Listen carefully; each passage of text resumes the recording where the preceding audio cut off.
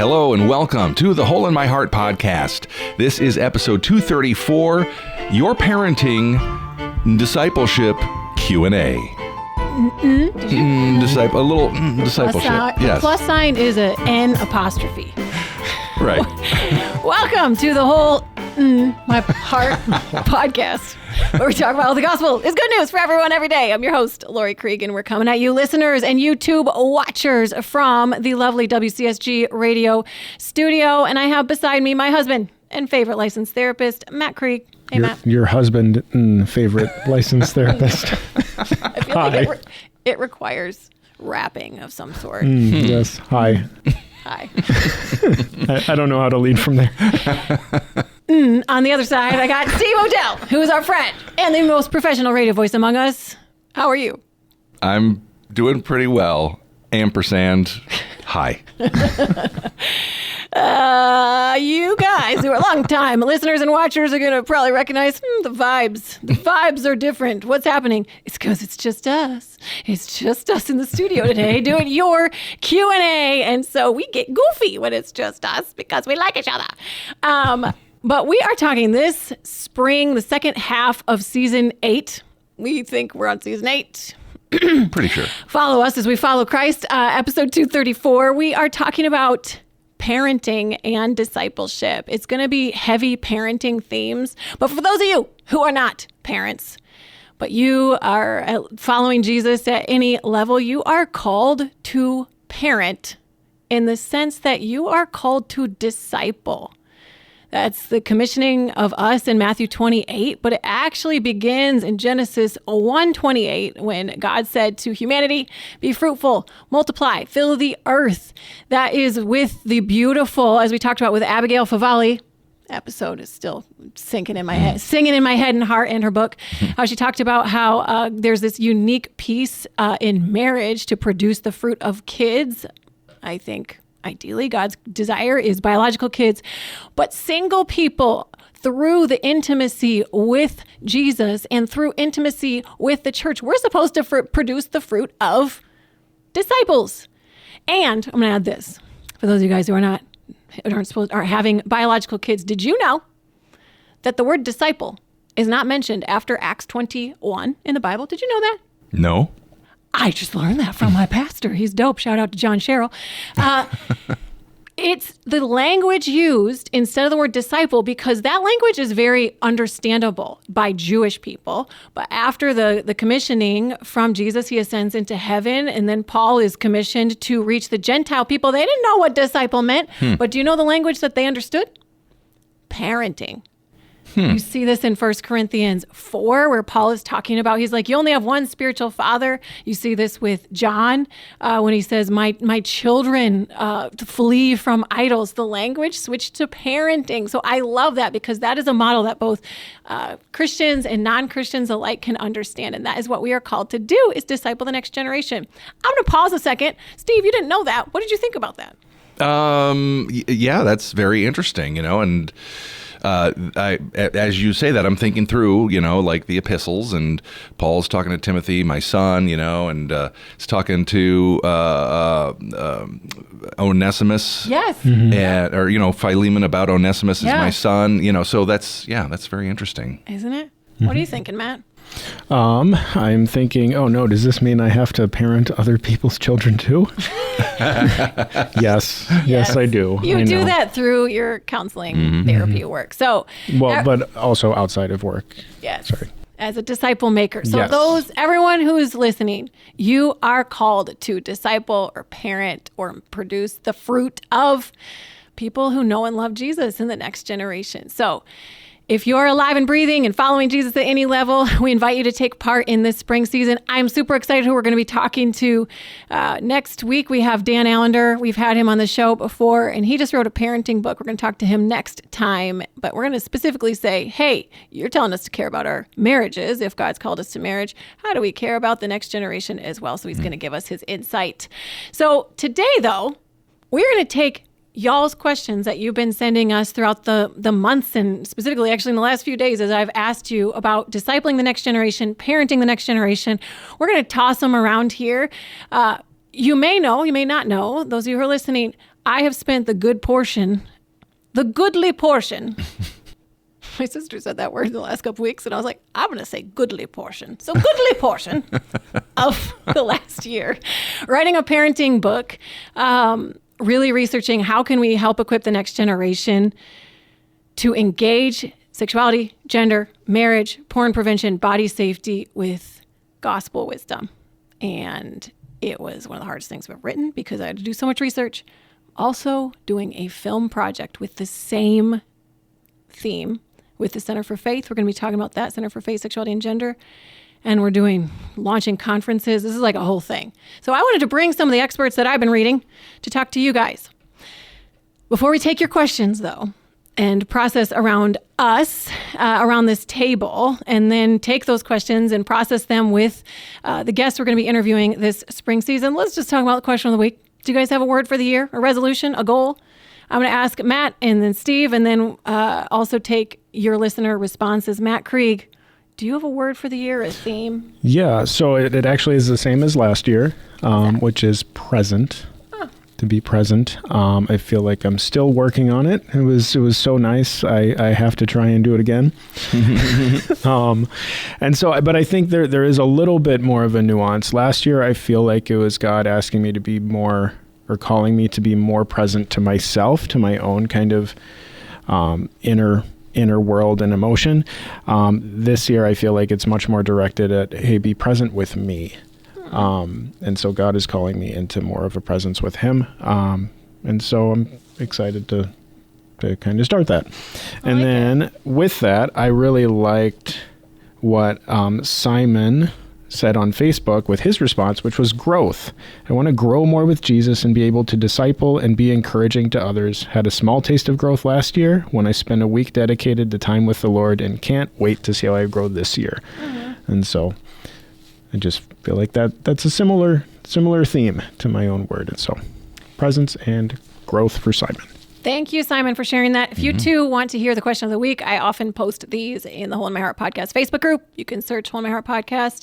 I answer a couple questions and I'll let you in the door of the group. Steve, what's your word or thought? And then who stood out to you? Well, I don't know. I've been thinking about this all through 2024, and I'm actually beginning to move into it here in 2025, which is emotional health. So I think just even some of our episodes in this last year have kind of awakened me to dots that I need to connect, from my childhood and events that happened to me that I never really thought of as trauma. And I still don't know whether they are or not, but I do know that they're having an effect and an impact on my present. And so anyway, I'm just beginning the work of looking at that and trying to make those connections, and hopefully with the goal of just being more whole and healthy emotionally.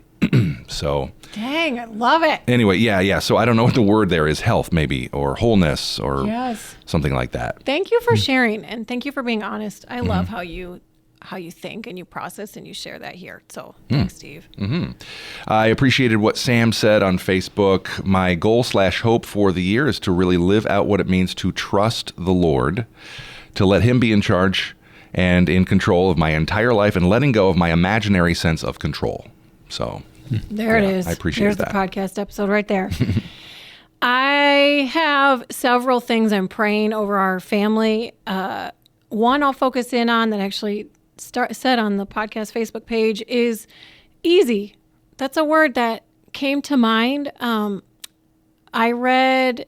Did it come to mind on a Sunday morning? So it was like easy, like Sunday morning. It just, and then I wrote a song. Sorry. It was a hit. It was. I just think about the verse, my yoke is easy and light. And I have had years where I'm like, well, that's a joke, huh?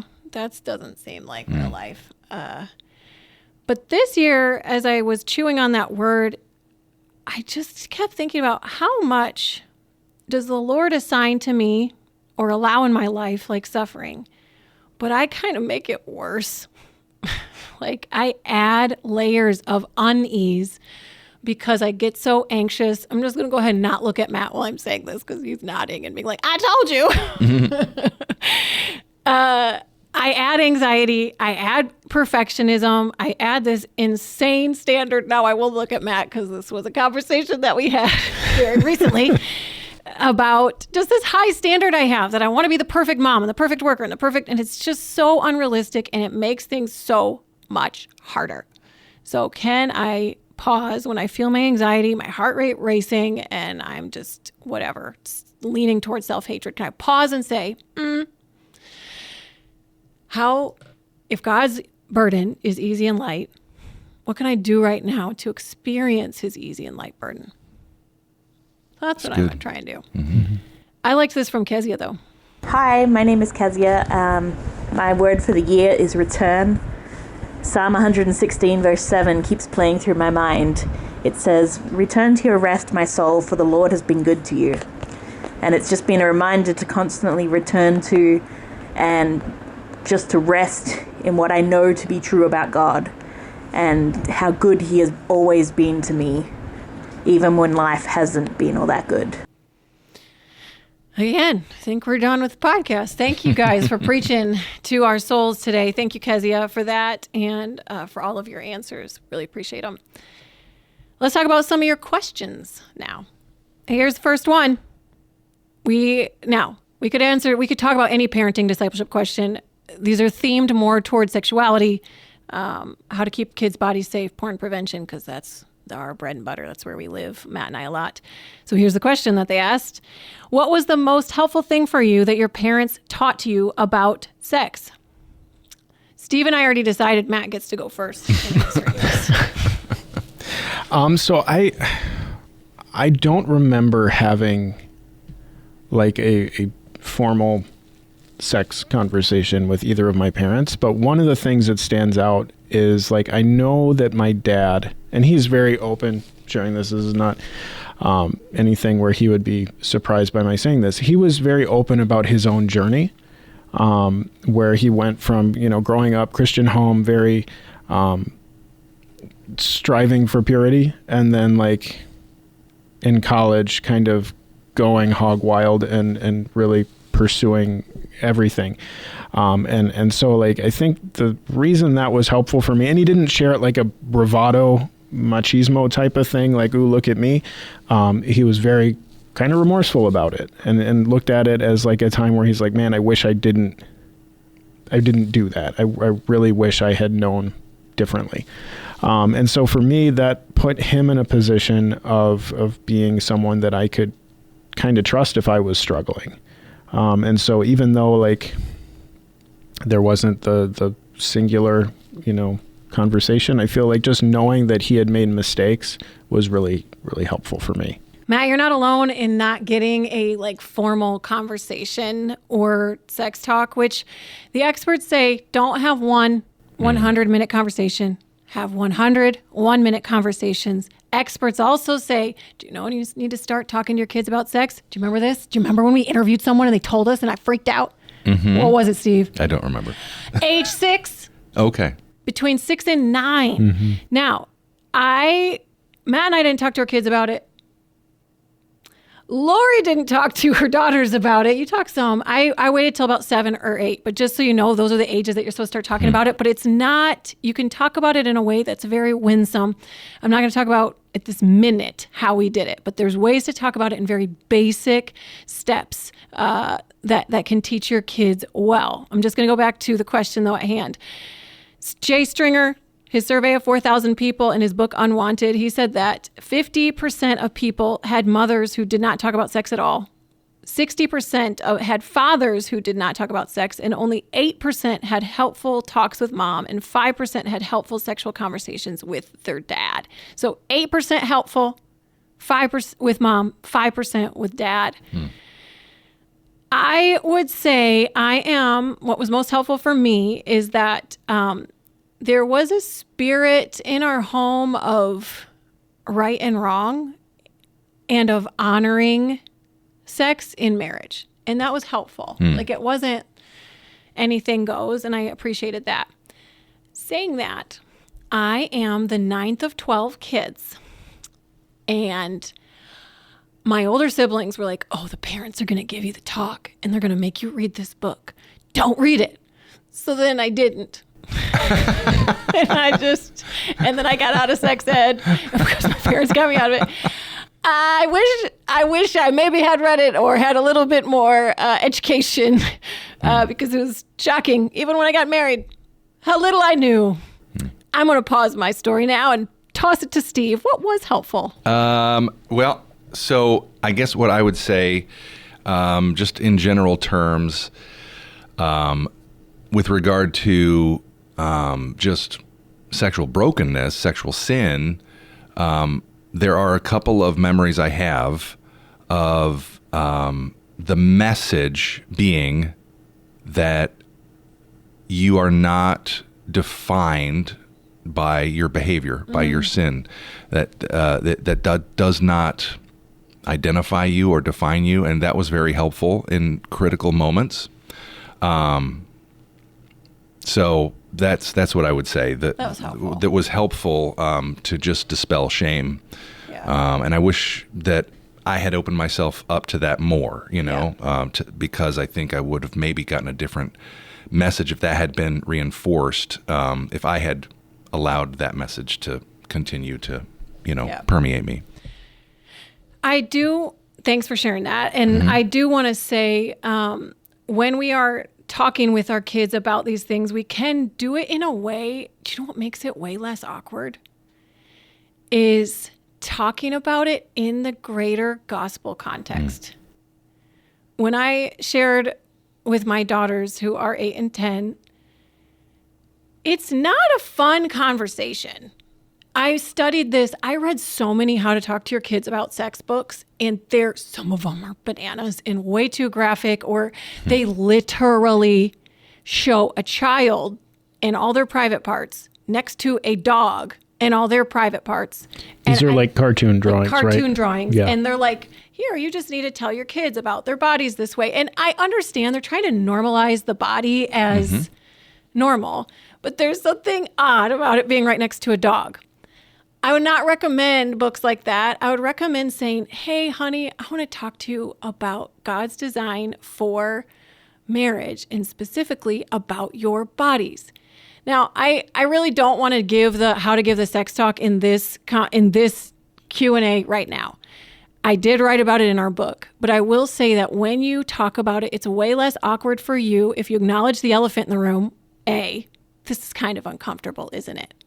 I've had people, well-meaning people, try and talk to me about sex, and they have these like googly eyes, and they're like, and it's this wonderful mystery of God. They always have a West Michigan accent when they talk about it. You guys, your 8-year-old is not going to think it's this wonderful thing. They're going to think you're a big weirdo, and I can't believe you did that with that. So if you could just say, I know this is uncomfortable, but do you remember how God made moms and dads that when they come together, they show you a picture of how much God loves you? Well, when they come together, they can produce the fruit of kids, and that shows you a picture of how God wants to produce fruit through you. And then I get into the specifics of how that process is. So again, I'm going to pause it there. I keep walking further down that road. But it's way less awkward if you acknowledge the awkward and if you put it back into the gospel context. I do have in that book that is coming out January 2026, I give you a script. So you can just take it and learn it and talk about it with your kids if you want to, or trash it. Okay, let's move on to the next question. Matt, will you read that next question for us? Yeah, so if we know that most predators are people that our kids know. So sexual predators, yep. How do we protect kids without going into helicopter parenting mode? So this one's a tough one for me because as someone who has gone through childhood sexual abuse, that's like the number one thing that I never want my kids to ever experience. And I know these statistics. I think it's usually an acquaintance. So someone that, for people who experience abuse, so it's 1 in 4 girls before the age of 18 experience unwanted sexual touch, and 1 in 10 boys. That's astronomical before the age of 18.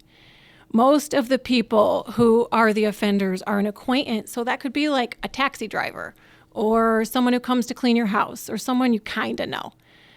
And then in the top 3 offenders of both boys and girls, it is usually someone that they know a little bit better than that, like a friend or a relative.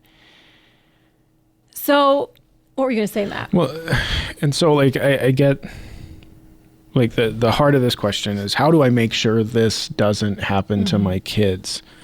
And we've already mentioned, like, Steve, with you, like that false sense of control. Like there is no way to guarantee that this never happens. But one of the helpful things, and if you listen to a podcast called The Place We Find Ourselves, which is all about like trauma and everything, one of the biggest indicators for how trauma will affect someone is if they know that they have a place that they can come in the event that something does happen. And so the one thing that as parents we can do is to try and be the type of parents that, hey, if something does happen, if something, no matter how big or how small, is that they will have a place to come and to be heard and to be cared for. And so like, I get that that's probably not the answer that people want to hear, but like that is one thing that you have a direct level of like control and influence over is how to respond in the event that something does happen. Now there are tangible things you can put in place, and you can kind of jump into that. I'll talk about some of those, because as a mom, I hear that and call it perfectionism, call it default helicopter parenting, call it fear, paranoia. I don't care. One of my jobs as a parent is to do everything I can without fear and anxiety to protect our kids. So one thing that we do is we do teach our kids this concept of the trust jar. Have I talked about that here on the podcast? No? Mm-hmm. Okay. I technically think that this is from Brene Brown, but I'm going to share it with you guys because I want my kids to understand that not everyone is trustworthy, and kids default trust people. That's just natural. It's, oh my word, this is mom's friend. This is her best friend. This is my best friend. So the trust jar is that every relationship between two people, there's like this empty jar between them.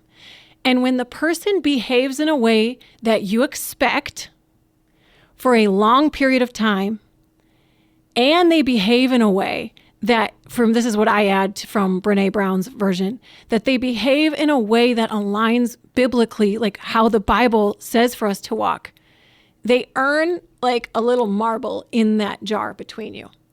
So Steve, I've known you for a long time. I feel like there's ways that you behave in a way that I expect and in like that I've learned from you. I see you walking in the way of Jesus, and if you don't, like you own it, whatever. And we don't have that deep of a relationship, but we have a decent amount of trust marbles in the jar between us, I would say. And I would say that about Kelly, your wife, and Matt, you and I too. Our kids, when they meet someone, so I'm going to give you the example of Cassie, because she would give us this example. When we first met her, she was someone that I was walking alongside, and I had learned her story. I had learned how she follows Jesus, and she earned some marbles in the jar between us, enough so that I would let her hang out with my kids. And then as I saw how she interacted with them, she earned more. So then I let her babysit my kids, to the point of where now we have Cassie. She hadn't lived with us for a year. And then at this point, I let the kids go to her house and spend a weekend with her because I have watched Cassie. I know her well. She behaves in a way I expect. She follows the way of Jesus. And I've seen it for a long period of time. So she's earned a lot of marbles, but it's been really interesting in talking with my kids because they'll have new people come over, adults or friends, and I'll say, hey guys, here's the rules for when this friend comes over. Number one, we never shut doors with this in your room. And this is just a standard across the board. When new people come over, there's no door is shut for them to play. I can walk into any room, and I will. I'll peek into any room. Hey, what's going on in here? The second rule of when this person is coming over, this is what I would say, is we have rules about our body parts. Guys, what are the rules? And I say it so much, and they repeat it back to me. We never show our body parts. We never ask to see someone else. And we never touch anyone else's private parts. Sorry, I said body parts. I meant private parts. So we never show our private parts. We never ask to see someone else's. And we never touch anyone else's. And then I would ask them this. Now, this can feel uncomfortable as a parent. You're like, oh my gosh, am I putting these ideas that this could happen? this is where you need to have a relationship with your kids, because if this is the only words you're saying to them in a whole day, that's weird. Okay, so you got to make sure you're having like stupid conversations and fun conversations. You're only saying this once a week. You got to work on things. But if it's in the context of relationship, this is a normal thing to say. So, guys, we would not say this. So if someone tries to touch your body part, if someone comes over and they say this or they do that, what are you going to do? I'm going to scream, or I'm going to yell. I'm going to say stop. And I'm going to come to you, Mom. They don't have to scream. I say they're going to say stop, and they're going to come and find me. And then I say this, are you going to get in trouble? And they look at me at first. When I first ask that, they say, yes, I will. Because they don't know. Really? Like, they're just nervous. No, you will never get in trouble for telling me. They're like, okay. So the doors are open. We talk about body parts and private parts. And then I will say, this person, we haven't had them over, so they don't have very many marbles in their jar yet. And we've talked about the jar, and they're like, oh, okay, but Mom, you know them. Yeah, I haven't had them. I don't know them well. And then I'll even bring this up. I'll bring up someone that they know and love and trust deeply. Do you remember Cassie? Yeah. Do you know when she first started hanging out with you guys, she didn't have any marbles in her jar, or she had only a few from me? What? Precious Cassie? Yes, but you can earn them, but we need to see it. So these are practical ways that the Kriegs, call it whatever you want. This is how I am trying to be proactive in protecting my kids, in taking my job as mom and protector of these kids in order to ensure we can eliminate some of the statistics. Steve, what are you hearing in that? Well, I'm hearing discernment, and I'm also I like that you're kind of saying, this is part of a whole relationship. This is one part of the relationship you have with your kids. You talk about, just general safety things, and then this is just one subcategory of that. Right. So I think it takes as best you can, shame out of the equation and kind of just normalizes it. That's kind of how that hits me. Yep. I'm kind of just pondering this right now too, and I'm like, okay, this is also pertinent for like dating relationships as kids get older. Like, when you're talking trust jar, when you're talking, the way to earn that is by behaving, in ways that are expected over long term, with also like the following the way of Jesus. And so like if they like someone, if they're very, enamored with the thought of this relationship, but they don't have the trust of like, I'm not going to share my heart with this person. Well, then why would you respond to that pressure to share your body? And so and we'll definitely see as our kids get older, I guess, how that kind of translates. But it's something that is good for kids. It's good for adults. I think it's a good concept just throughout. It's been super helpful we don't have dating relationships yet in our home, but with friendships. So our girls will say, this girl did this to me. And I was like, and they will even add it at this point. Like, she just lost like 10 marbles. She didn't follow what I expected. Now, saying that, Matt, you just restated it back to me about following in the way of Jesus. Does that mean that we only trust Christians? No. Because there's this thing called common grace where people who do not yet know Jesus can follow in the way of Jesus. And so we can trust them to varying degrees. Does it help when people know Jesus and are following him? Yeah, that could add some marbles in. But again, I want to see how you live over a period of time. And so it's not just that every Christian has a full marble jar and that's not the case. I want to see how you live. All right, Steve, let's talk about the next question. Let's have you read that one. All right, schools. Yes. This person says, I'm kind of desperate for input on how to go about being a parent of young elementary kids who have teachers who are LGBTQ and are making an effort to make my kids more aware of their identities in the classroom through, the books and the materials like that and activities. Yep. I want to support my public school, but I have no blueprint on how to engage with this teacher, knowing that I hold to a traditional view on sexuality and they teach my kids this. Right. Sorry, this view. Yep. Yeah. knowing that I hold to a traditional view on sexuality and teach my kids this view, what is your advice? Should I point out the elephant in the room and encourage healthy dialogue? My youngest is in 2nd grade. It feels like too young of an age to be taught identities by somebody. My kids don't really know that well yet.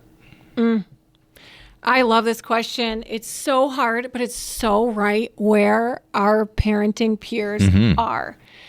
So what I also love in this question is it can seem like Christians are so extreme. We're either like screaming about the evils of the world or we're like embracing them completely. But what I hear in this question is, I really want to love well.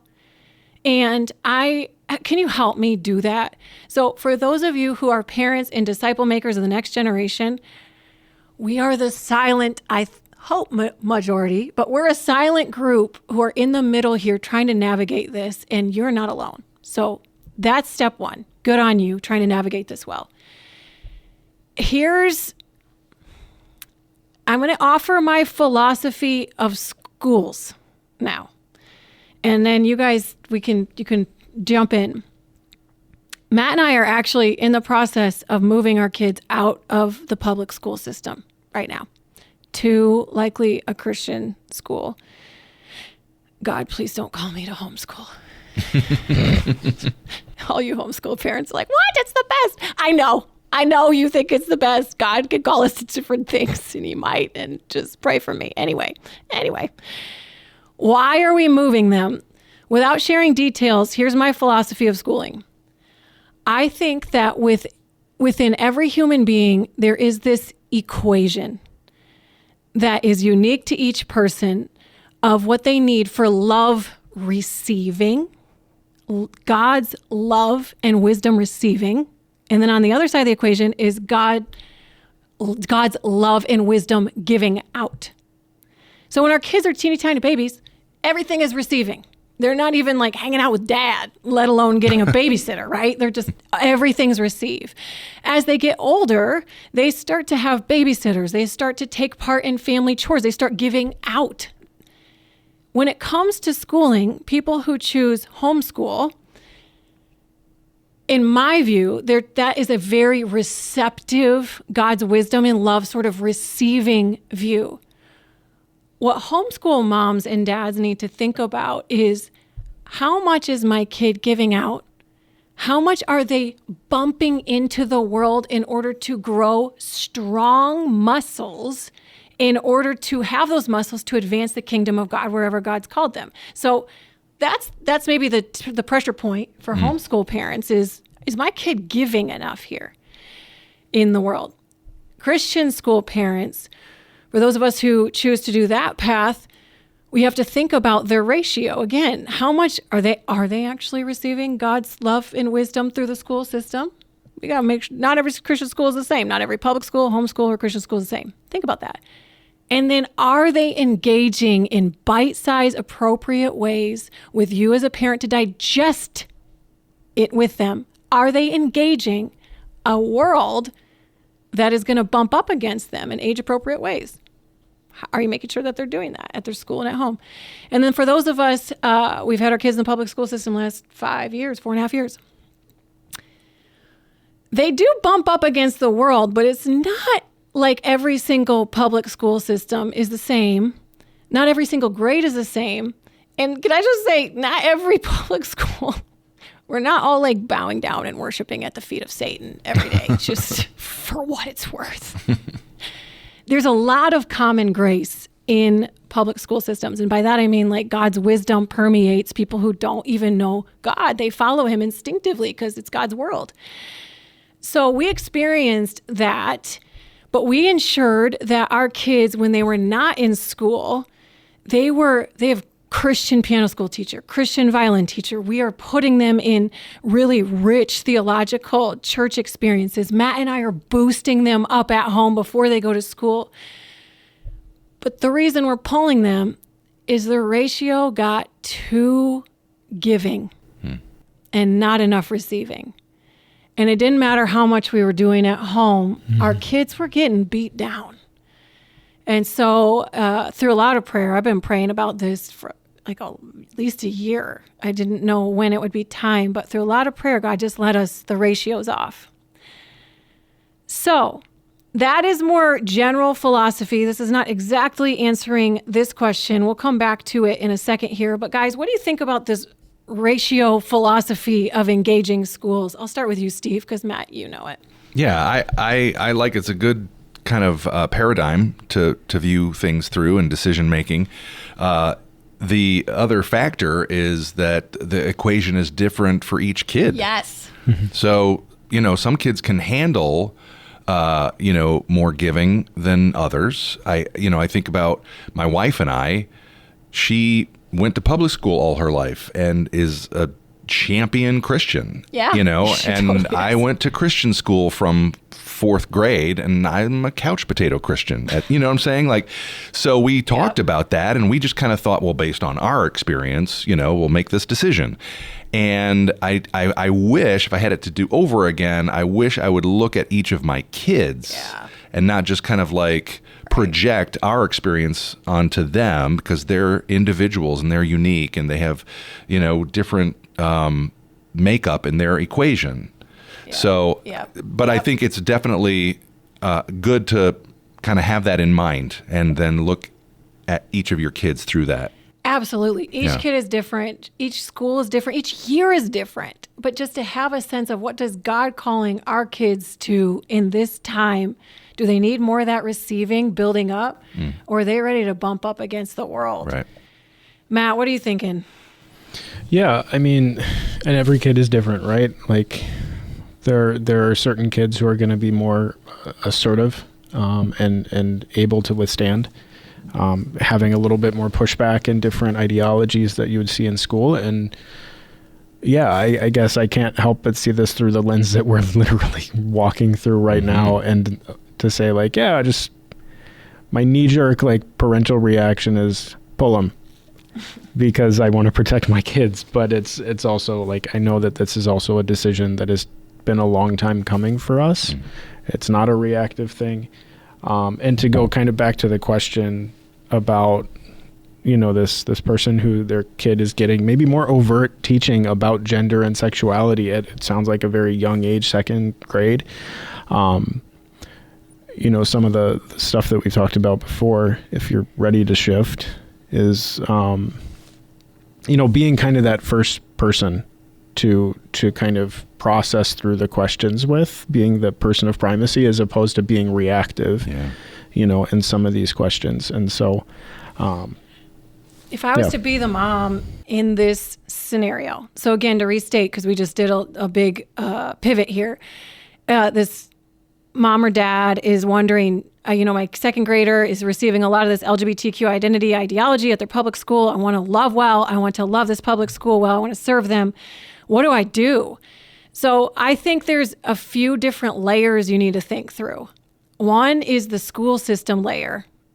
Is God calling me to go, hey, why are we teaching this here? Is there a way for me to become a parent representative and say, hey, I think that this is just too young. Do your research. Talk about, hey, do we need to be talking about sex and sexuality and sexual identities with our kids in 2nd grade? The tide has turned a bit in that, and I'm guessing you're going to have a hard time approaching a secular or even a Christian affirming worldview and say this is too young to be talking about sexual identities at this point, because everyone is going to share their stories in that board meeting with, I knew I was gay at this age. I knew I was gay at this age. If I had had more affirmation and just celebration, my whole life would have been 1,000 times better. So I'm going to say you're probably going to have a hard time fighting that one. The second layer is going directly to the teacher. Hey, thank you so much. I'm so glad you're teaching my kid. Be grateful. Do you give them cookies? Are you supporting? Are you serving? Are you volunteering? Are you being a good citizen to your school? And sounds like you are, but I would ensure that. And then earn the relational equity to say, hey, I have some concerns about this. And you don't have to be besties in order to say this. This is, they're serving your kid.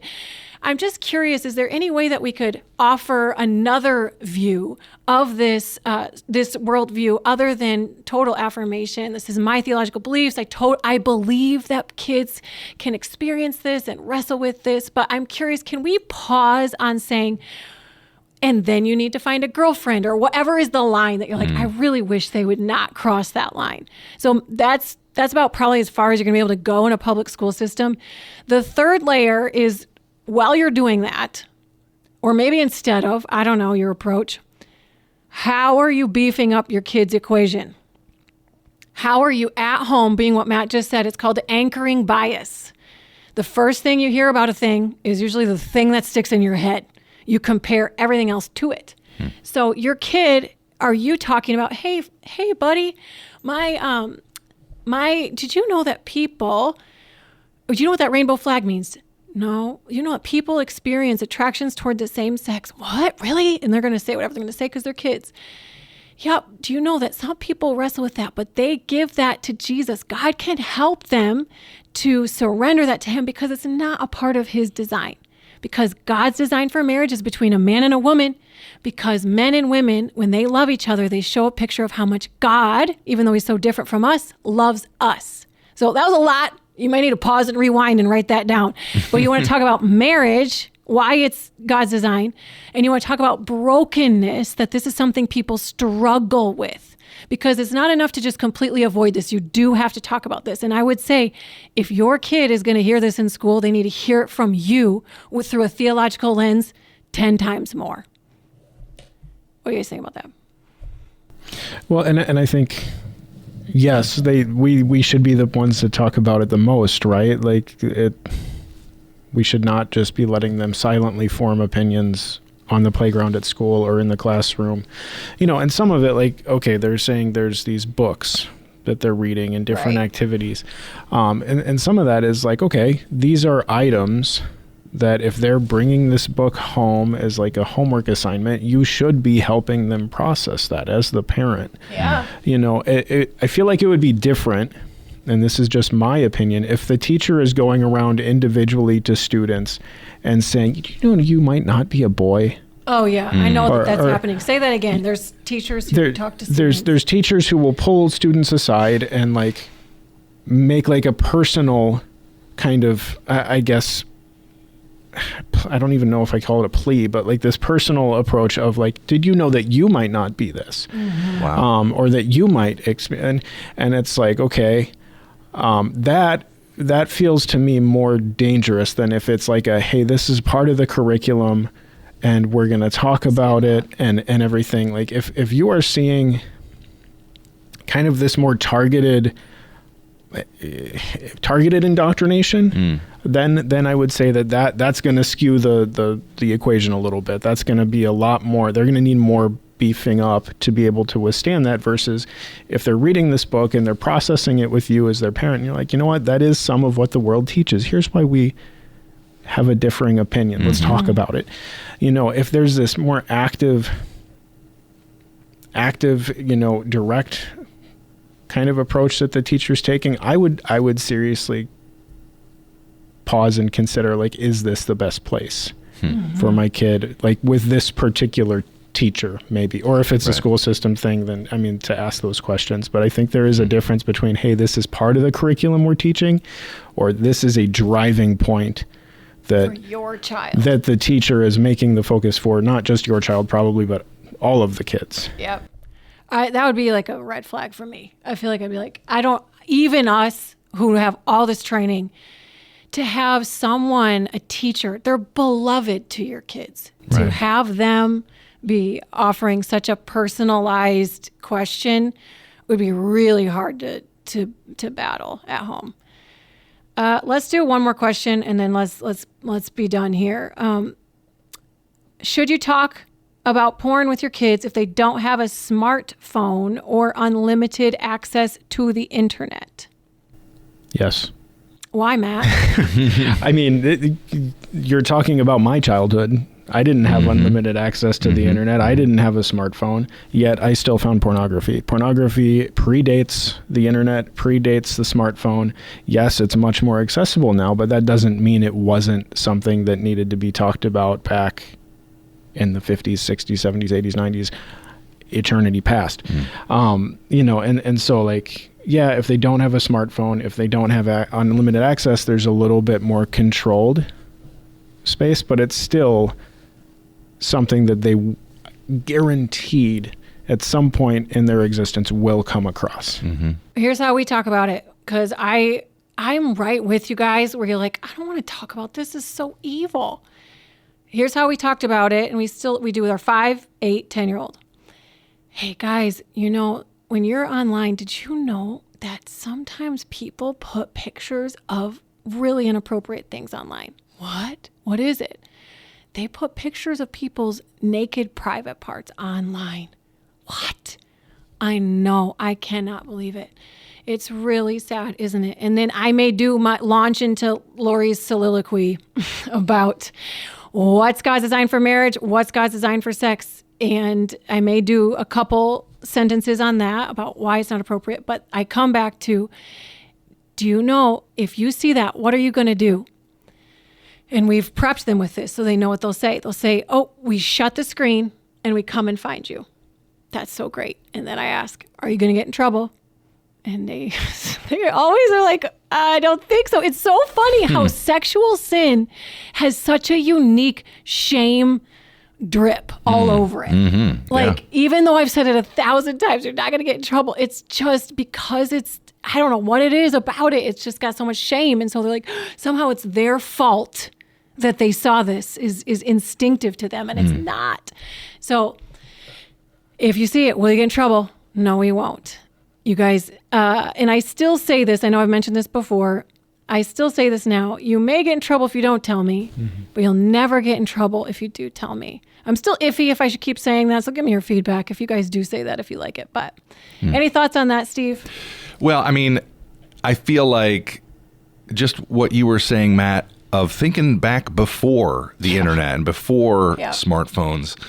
And when I was a kid and like just put myself back in those shoes, what does it boil down to? I think at that point, now this is not, I haven't researched this. This doesn't come from a lot of, it's just right now the thought I'm having is curiosity. How do we speak winsomely to curiosity? Because it could just be like trying to, like look in the window of the girl's bathroom, it could not be only pornography as we think of it classically, but that curiosity and in my mind, like I think maybe I would ask, my son or daughter, how would you feel if you found out someone was peeking in the window at you? Like, how would you feel if you had been exposed, and speak to their dignity and then say, guess what? Those people that your curiosity is driving you to see also have dignity. Like that isn't meant to be exposed to you, just like you're not meant to be exposed to someone else. So I don't know. That's just a thought. Yeah. Well, even in our house, when our kids, if they want to like peek in and goof at each other, the question I ask is that honoring to her body? I know it's so silly, farts and butts and, it's all silly. Like to just even say that. Sure, like, isn't it so, in the curiosity, a way you could say that, like it's so normal to be curious about it, but let's talk about it. Let's have a conversation. I'm happy to be Google. But to normalize the curiosity, I love that, Steve, and to normalize the silliness, but saying, is that honoring to your sister? Does that honor your brother or sister? Okay. Lots more questions.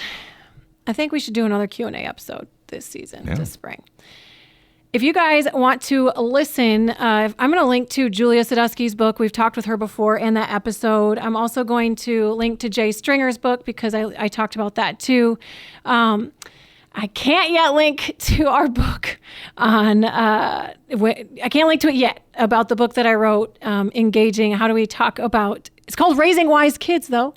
All right. In a sexually confused world. Raising Wise Kids. We'll be able to pre-order that soon. So we're going to link to some great things that you guys can read and watch in the meantime. We do have a question of the week for next time. Let's pretend it's your birthday because it's Matt and my birthday coming up. Matt's got the big 4-0. I don't know. What are you going to have for dinner? What's birthday dinner for you guys? Everyone has an ideal birthday dinner. I want to hear yours. If you guys want to answer, join the Hold My Heart Podcast Facebook page. Follow me on Instagram. I post it there. Also, thank you This is the time where I say thank you for listening with us. Thank you to the Zach of all trades and WCSG for hosting us. Thank you to Hunter, the hunter of the forests. He's the intern. Everyone needs a nickname. And for all of us at the Hold My Heart podcast, thanks for being a part of the fam. We'll see you next time.